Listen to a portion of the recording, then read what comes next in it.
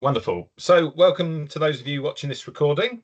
This is the final one of a series of 4 webinars where we've been showcasing projects funded through the Integrated Sustainable Travel in Community Rail Fund. The format of the meeting is that we're going to hear from each of the 3 speakers in turn for around 10 to 15 minutes each, and then we'll take questions all together at the end. So for those of you who aren't aware of the Integrated Travel Fund. This is something that we've worked with the DFT to provide over the past 3 or 4 years to support initiatives that aim to improve and develop integrated sustainable transport. The maximum grant we've been able to give out is £8,000 with a requirement for some match funding for those projects under £2,500. And since the start of the fund in 2020, we've given away around about £136,000 in grant. And in 2023-24, we funded 11 projects in total. All of those projects have had the opportunity to present and showcase what they've achieved. And if you're interested in seeing the recordings of those presentations, then just visit the CRM website, look at the Member Services tab, and you'll find your way to the past event materials section and click on the link and you'll find the recordings. We've got some upcoming events as well, if you're interested in attending. On Thursday, the 11th of July, we have our bi-monthly or every 2 months, depending on how you term it, Integrated Sustainable Transport Discussion Group. And we're going to have a couple of speakers from Sustrans talk about their work and how CRM members can connect with that work locally.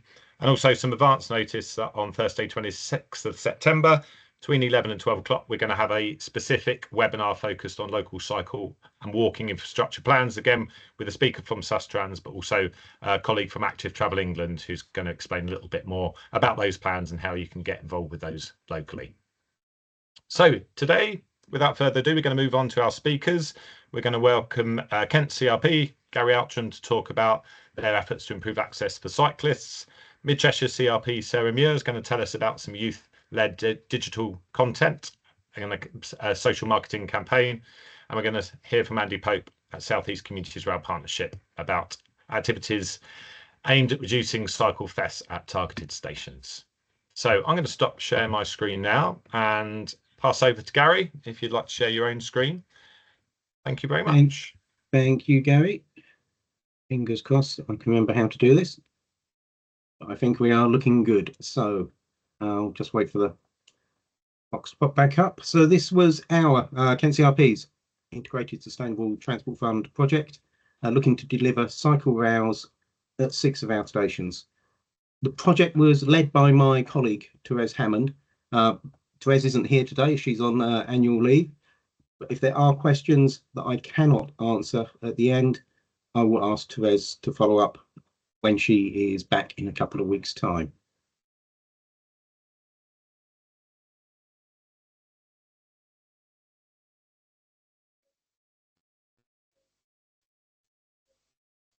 Gary, you've gone on to mute. Sorry, folks. Do I need to go back to the beginning? We got all your intro, Gary. You just, I think as you clicked on the slide, you must have hit mute at the same time. Okay, thank you, folks. So apologies for that. A quick 30-second video demonstrating how a cycle rail works.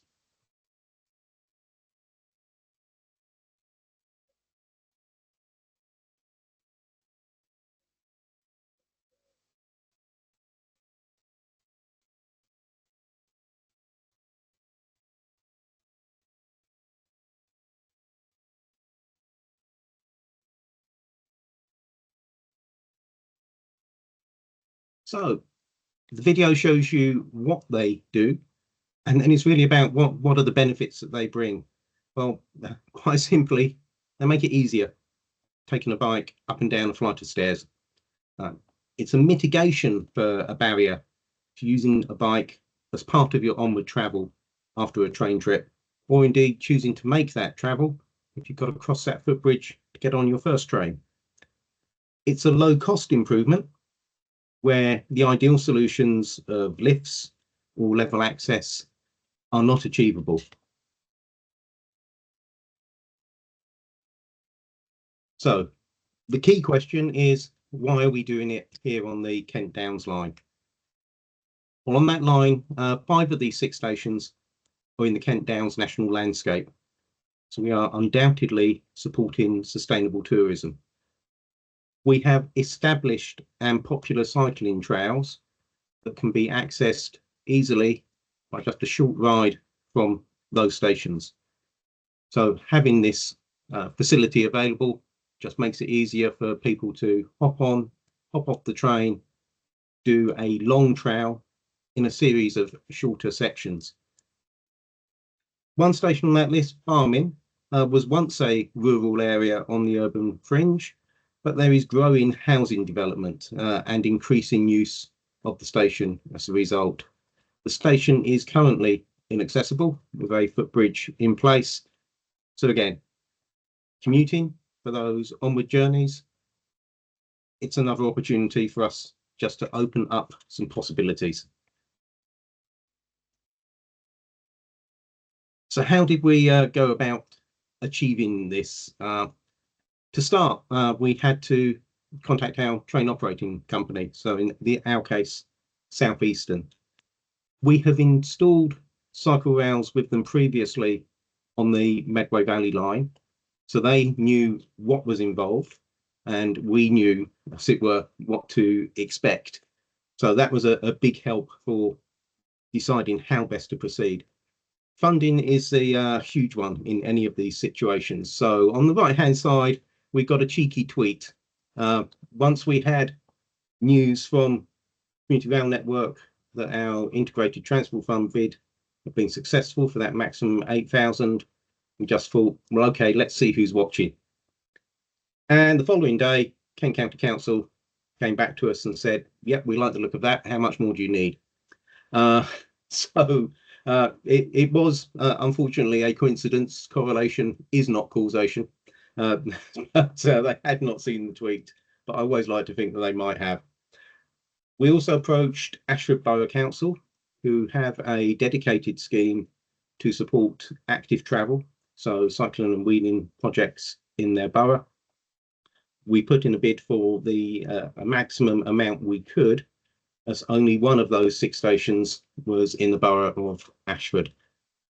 Between those sources, we had the total cost as advised by the contractors, and we were then able to reach out again to Southeastern, basically say, we have got the money, how do we get it to you?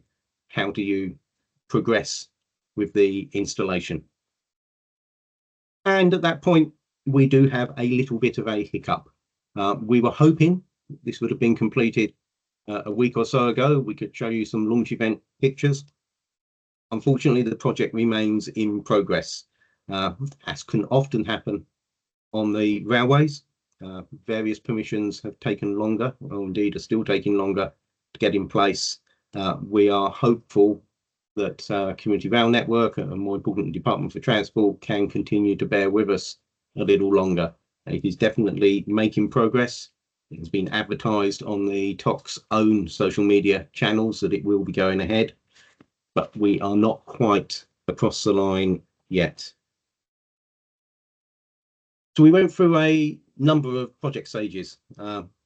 It was literally just anecdotal observation of people struggling with cycles at these stations to use the footbridges. Unfortunately, again, based on that past experience, our TOC understood that it is an issue and they did not require more detail. So we weren't out at the stations surveying how many people would benefit from. We were definitely helped by the success of that similar project on the Medway Valley line. We had to look at physical surveys of the stations, the kind of can it be done side of things. On this line, we were very fortunate. All of those 6 stations have had modern footbridge upgrades. I believe they all took place this century, possibly towards the very end of last. On Medway Valley, we discovered one footbridge where there were issues with it being too narrow, issues with the materials, the concrete that the footbridge was built of, suffering from concrete cancer. We've had an expression of interest to install these over a yard, goods yard at Tunbridge, on a footbridge that crosses that. And we know it is an important connection. But again, we have a narrow bridge. We have materials problems. We've got problems where the positions of the handrails will be in the way, and maintenance concerns. If cycle rails are installed, rubbish vegetation could get blown around, could build up behind them. It's a no-go in that particular area. But here we were fine. So already run through the funding elements on slide 4. So yep, we got the money together. We are having the discussions with South Eastern and through Network Rail for landlord consents, and we are hopeful that we are installing and launching shortly. Once we have, we will do some monitoring and evaluation.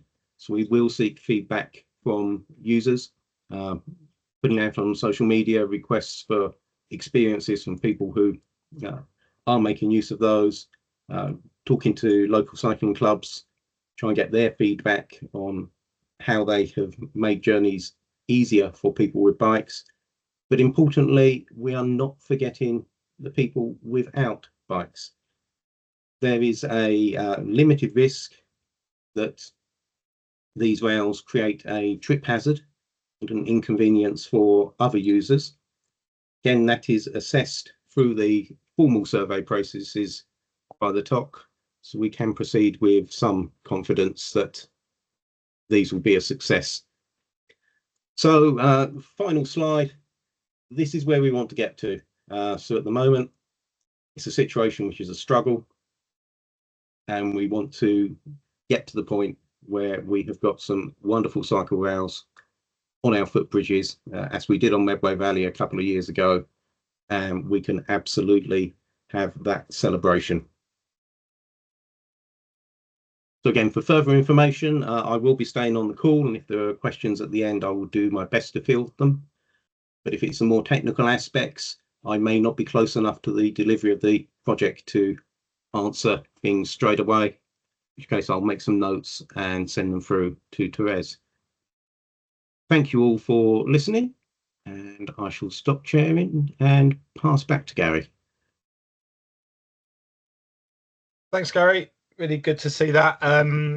Well, yes, like I said, take questions at the end. If you do have any questions you want to pop in the chat, feel free to do that, or you can just raise your hand later once we've listened to the other presenters. So thanks very much, Gary, for that. And I'll just pass straight over to Sarah Muir from the Cheshire CRP.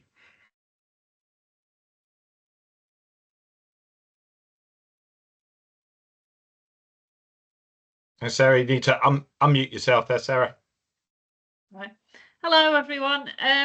Yeah, this is the first time I've actually ever tried to share a screen. So if it's all a disaster, then you know why. All right, let me try. So I'll just explain what our project was. So we got some funding from Community Rail Network to have some digital content made, and we worked with some media students from the University of Chester.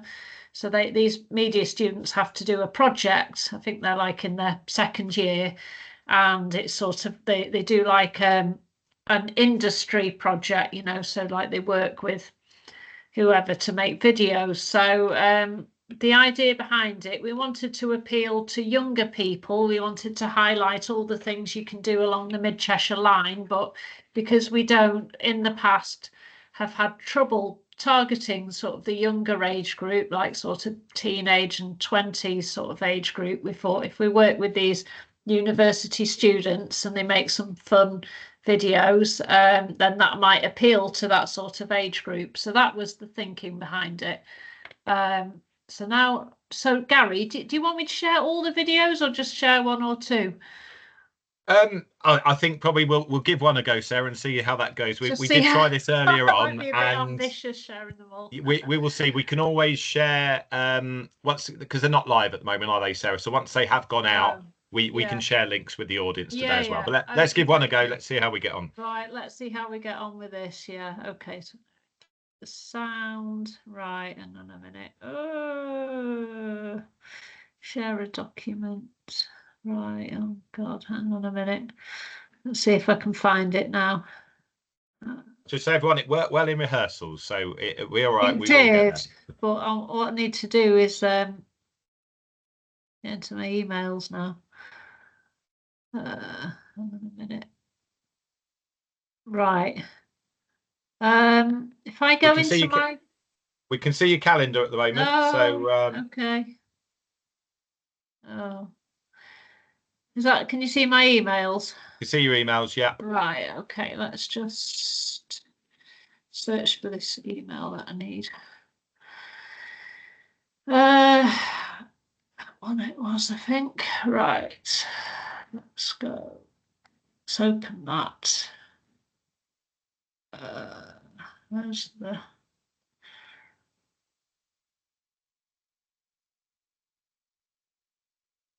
Right, so let's choose one of my favorites. Let's choose this one.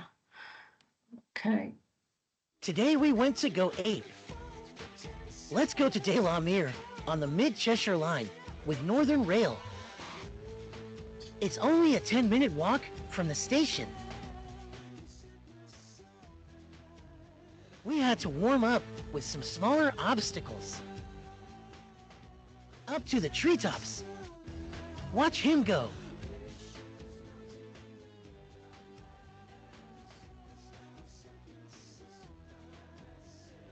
Remember, roller first, blue rope second, red rope third. Wibble wobble, I'm exhausted. Okay, let's go.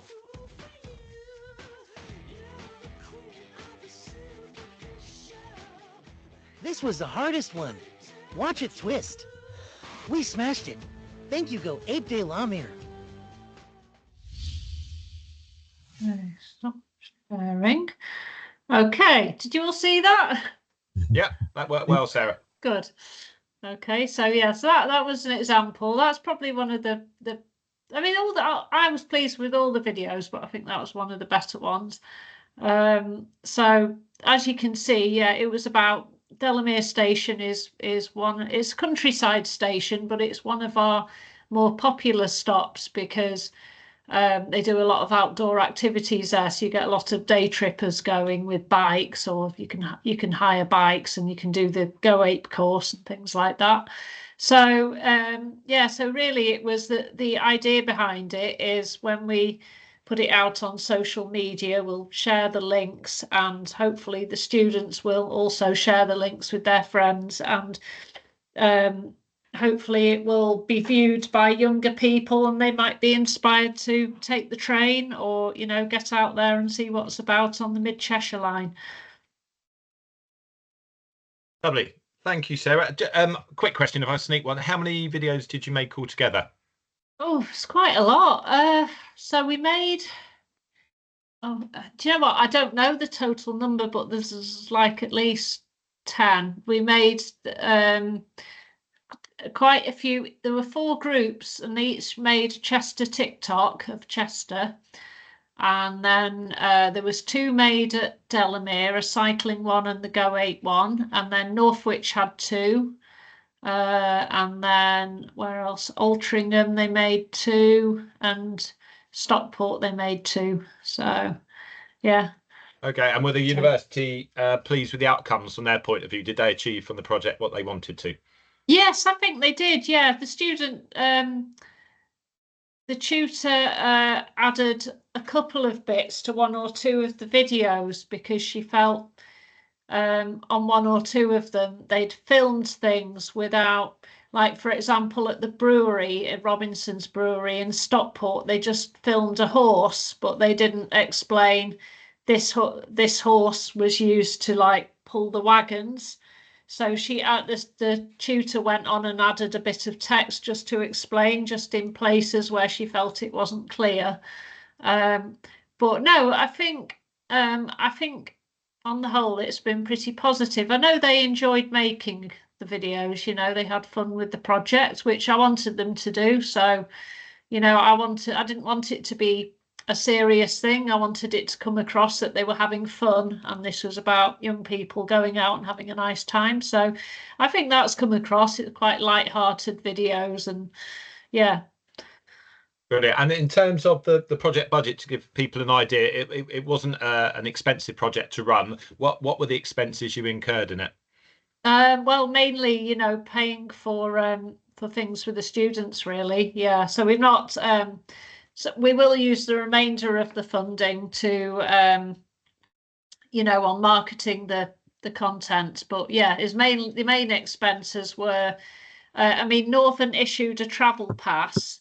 So the only time I had to buy train tickets was if it was before the off-peak hours in the morning. And then you just like some places let them in for free, like Go Ape, they let them do the course for free.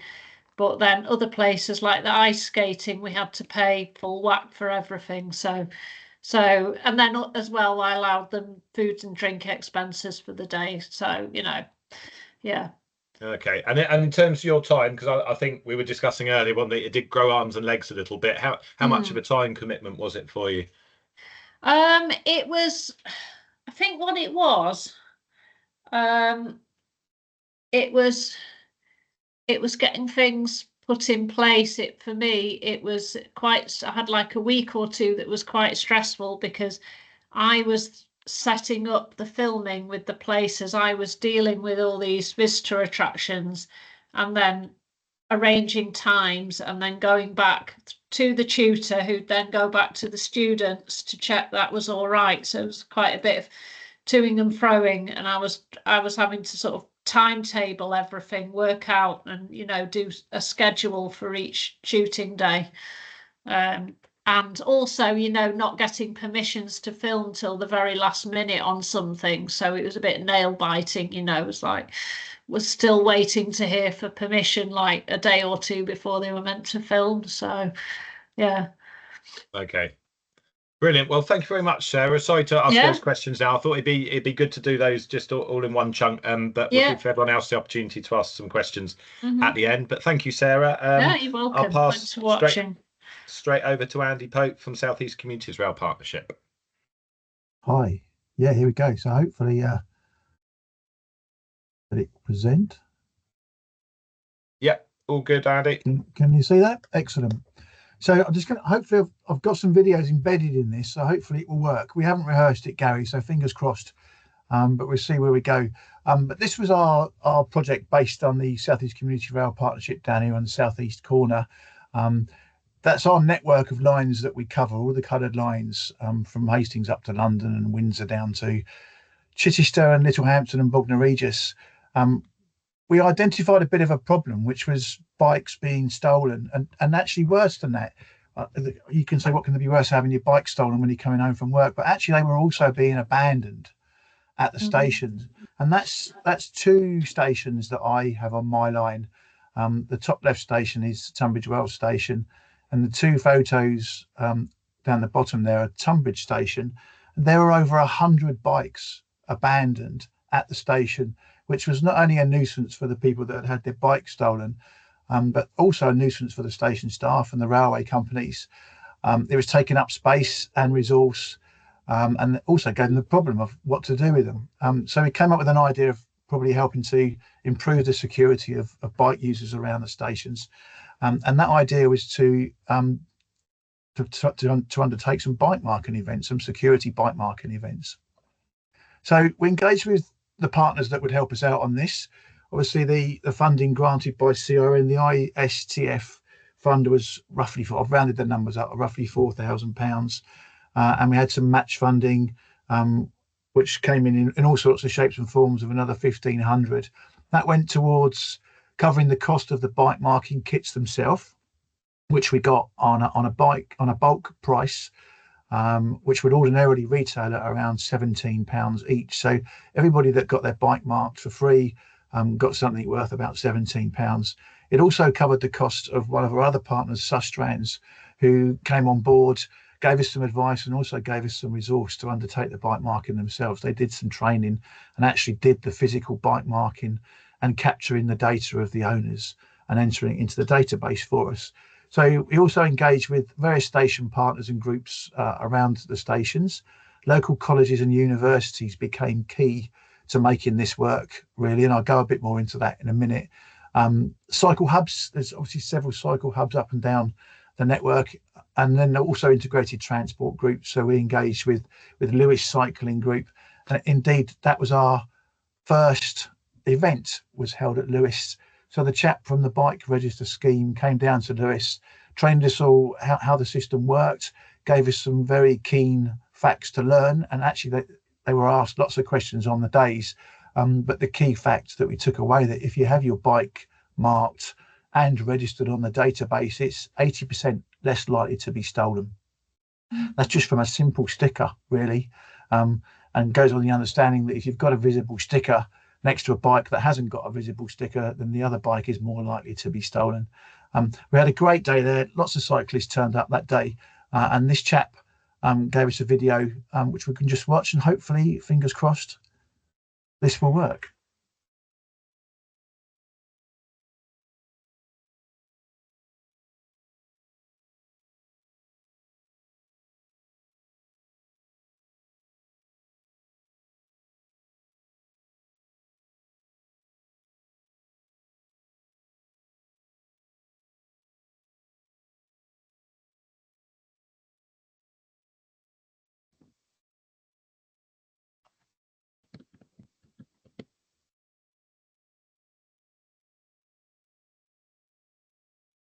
Did you hear that? Okay.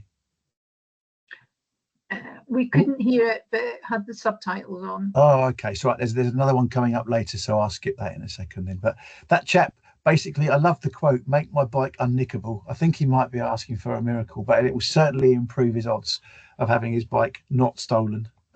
So that was good feedback on the very first session that we did. We conducted 5 different events at what we thought were key locations. So sort of locations, sorry, the Lewis being the first one. We then collaborated with the Hastings East Sussex Coast College, who share the space at the station plaza with Hastings Station. That turned out to be a pretty good event. We engaged with their media and their marketing teams, and they pushed the event out. And we also managed to do a student engagement event there that day. It was Earth Day, and we asked them about how they travelled to college. And we managed to combine a survey capturing 450 students, which was fantastic, and a very simple survey by just putting buttons in a pot to show how they got to college that day. Chichester was the next one. That was done on station approach. Not so successful, actually. That was probably because most of the people approaching the station on that day had a train to catch and didn't really have 10 minutes to stop and have their bike marked. So that was a lesson learned there. The next event was at Falmer, which is the home of Amex, Brighton and Hove Albion Football Club, for those that don't know. That's also boundaried by Sussex University and Brighton University campuses. So that was by far the biggest turnout that we had. That turned out to be a key partnership, really, and obviously they're asking for more events going forward. Redhill was the last one. Redhill was part of an integrated transport day and the market day in Redhill High Street. So we tried something a little bit different that day. It worked out. The weather wasn't so great. They actually got a pop-up gazebo for us to use. Lots of people were walking rather than cycling. I think that was the issue on that day. But all in all, we managed to mark about 59 bicycles, and we still have a number of stickers left. Just to summarise some of the learns that we went through, it's really key to get the message out that we're doing these events. Engaging with the university and college really boosted the attendance on those locations. The university and colleges were really happy, and actually a lot of the lecturers turned up, and they're really keen that we do those events there again. The passing cyclists tended to be in a rush unless we could catch some leisure cyclists who had a bit more time on their hands. So we were trying to ambush cyclists as they went past, which they didn't always appreciate, but some did stop and have their bikes marked, which was great. Visibility on the day was really keen. We actually had some people walk past us and just shout, "Haven't got any money," and walk off, which clearly wasn't what we were doing. We weren't collecting money at all. So to have a bike upended with someone standing by at least gave an indication of what we were up to that day, and we've learnt that lesson, and we're doing it at future events. Tying it in with other events, Also was quite key that the travel survey of the students at Hastings and the Earth Day event worked really well. And at Falmouth, at the football stadium, we happened to have we managed to invite the local town crier and the mayor in his first appointment of his mayoral period, actually. So he was delighted to be there as well, which just brought a little bit of attention and people looking out the windows of the football club. So that was pretty good. The feedback all round was great. Most people said yes, apart from those that were on their way to catch a train. All the institutions said, yes, let's do this again. I've just put the quote in there about being unnickable, and brilliant feedback. And of course, Martin was there from CRN on the day at Brighton and Hove, and they managed to post a live social media post out to all the users. So I don't know whether any of you saw that on the day yet, but that certainly helped boost the attendance. And now I've got another video to show. Let's just see if this one's going to play. I think we may have subtitles on this.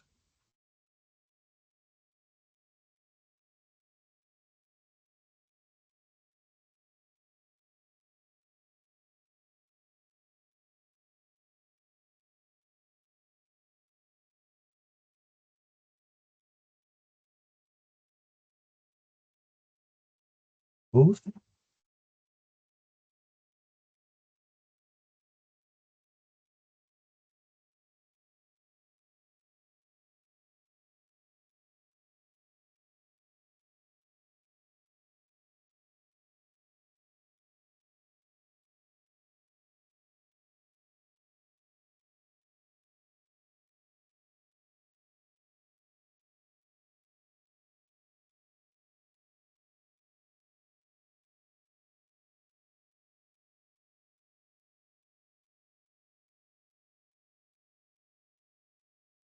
That's great. Sorry you couldn't hear the sound, but hopefully you got the gist of the video there. They're all delighted customers. We're looking at some future events. So we're going to use the locations that worked well again and push the publicity again to the same group. So hopefully we get some more turnout, but also look at some other locations. The Lewis Cycle Bike Club have a maintenance Saturday. We're looking at doing that and pushing some more marking over there. That's one of our main stations on our network. And then we're going to try some new universities. So potentially Guildford, Ashford, there's a big cycle hub at Ashford Station, which a lot of commuters use. So we're going to use that. And likewise at Tunbridge. Tunbridge is where the issue was identified in the first place. There's lots of bike usage at Tunbridge. And we'll possibly go to Tunbridge and push that out at the end of the day when the commuters are arriving home to collect their bikes. You might be wondering what happened to the bikes that were in the first slide. This is just a kind of an aside, but a different project. But they ended up at various different places. We did find homes for them all. The picture in the middle there are the local scouts. They took about 25 bikes and turned them into box carts. I had a box cart derby, and I was invited to that derby, which was a fantastic event. Unfortunately, most of the box carts collapsed in the first 10 feet, but they had great fun building them and pushing them around, those that did survive. The slide on the left is Hastings Cycle Hub, where the bikes were repurposed. That charity provides bikes to those in need of transport and also give them the skills to maintain their bike and look after their bike. So several bikes went there. And lastly, about 20 bikes went off to the East Sussex Veterans Hub, which are the chaps on the right-hand side, for a similar scheme, really. They were going to give bikes to veterans that needed them to attend interviews and work, and also teach them how to maintain them. That's it in a nutshell. Sorry if I went on a bit too long, and sorry the sound didn't work, but hopefully you got the gist of the project. Thank you, Andy. That was great. No, like you say, the subtitles helped us to read what was being said. So thank you for showing those. Much appreciated. I went along and had a look at the Red Hill event, and it was really interesting that I would say probably that most of the cyclists that got their bike marked that day weren't there to do that. They didn't in fact know about the event, but it was great that Stuart basically jumped out in front of anyone cycling past and offered them the bike marking service, which they were grateful to receive. And then at the same time as that, I think a lesson for the future is that you've then got 5 minutes of their time to find out, talk to them, hear about their barriers, find out what their journeys are like, and find out what might encourage them to make more of those sustainable journeys as well. So a really good activity to get those good quality conversations, which you showed through your the data Amex as well. So great, really good project, and thank you very much for delivering it so well. So yeah, we've still got some time left. There's no questions being placed in the chat bar yet. Did anyone have any questions to ask whilst you have the opportunity? Feel free to raise your hand either physically or using the icon on Teams.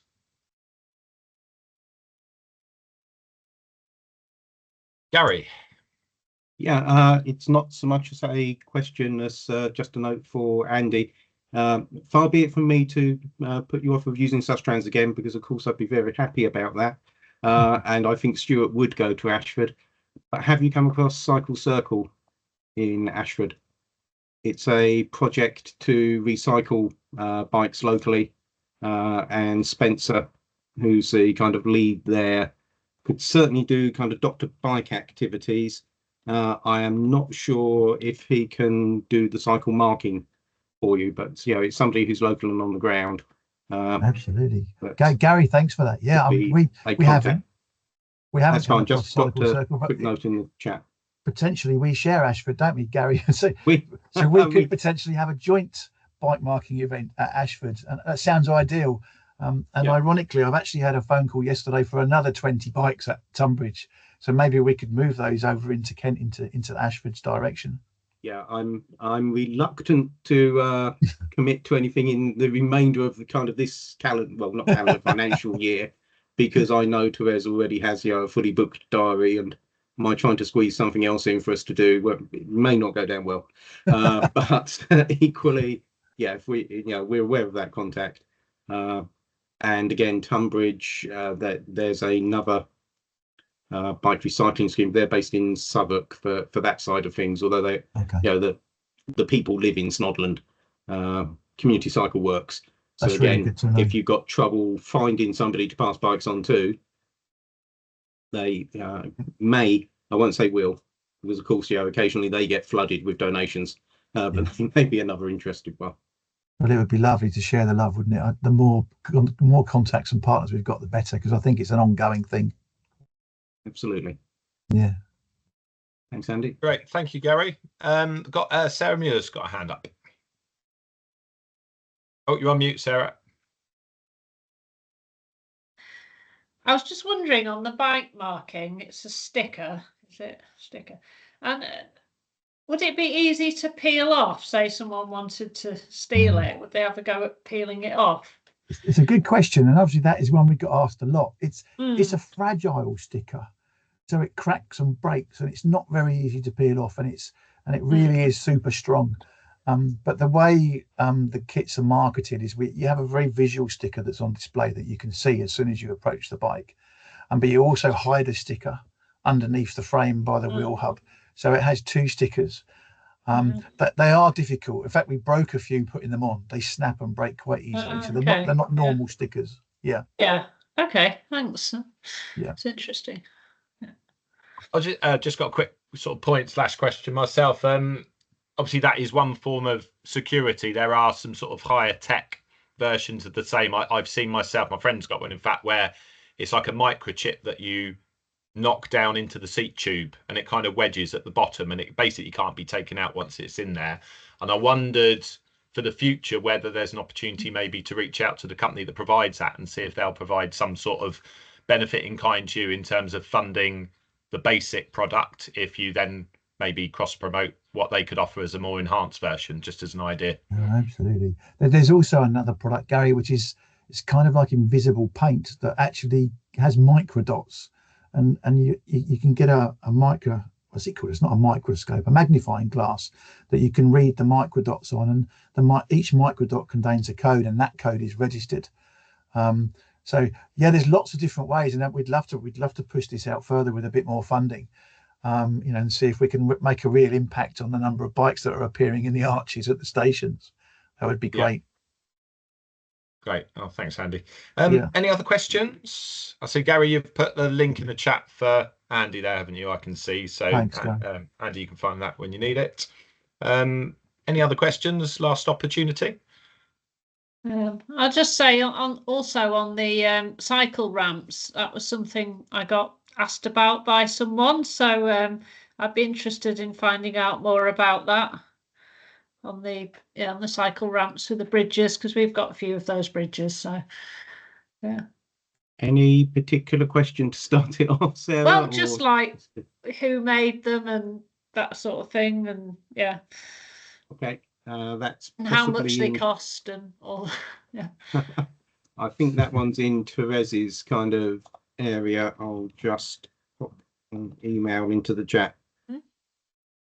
Yeah, I won't speak for Therese here, Gary, but I do know that and you kind of implied this in your presentation. It's been very frustrating how long things have taken. I mean, if you look at the ingredients being the funding's in place, the top wants it to happen, and the Community Rail Partnership have delivered something similar in that area before, one would imagine the stars are aligned to make that project happen pretty quickly. And for whatever reasons it might be, it hasn't been the case. So it's unfortunate the project's not been delivered. Probably not unsurprising, but hopefully will be something that can happen soon.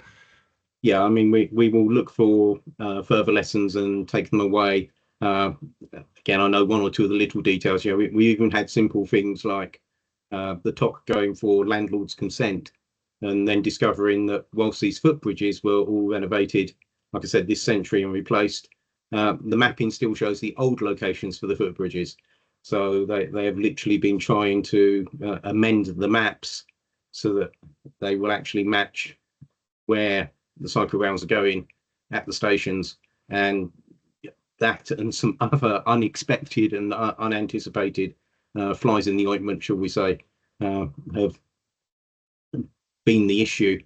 And also, surprisingly, that the TOC trying to establish the process for sending monies that we have collected to the TOC and getting them to accept the payments so they can then deal with their contractors has been surprisingly lengthy and complicated. Okay, thanks, Gary. Well, Sarah, some things to maybe bottle and take away if you've got some ideas to do that yourself. So, Andy. Yeah, sorry, just a question for Sarah. Sarah, did you manage to go on Go Ape? That's all I wanted to know. Oh, on the course? No, I didn't get to do any of the fun stuff, actually. No. Yeah, this was a shame. Yeah, I was just sat behind the computer arranging it all. But no, the students got to do all sorts. They went bowling and did karaoke, did Go Ape. So, yeah.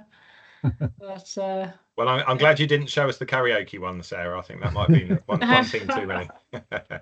Brilliant. Okay, well, in the absence of any other hands or any other questions, thank you very much for your time, everyone joining us today. Thank you to the presenters for your informative information sharing there. Very much appreciated. Final plug to catch up on any of the other showcase webinars that have happened over the past month. As I said, they're on the CRNM website. Please do have a look. You should be able to find them.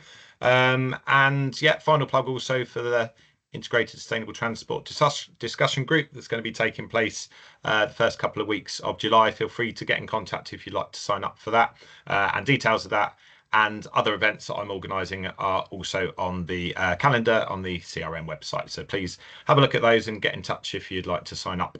But with that, thanks very much again for joining us today, and have a great rest of the week. Thanks, Thank you, Gary. Thank you, everybody. And thanks, Gary, for organising it all. Bye.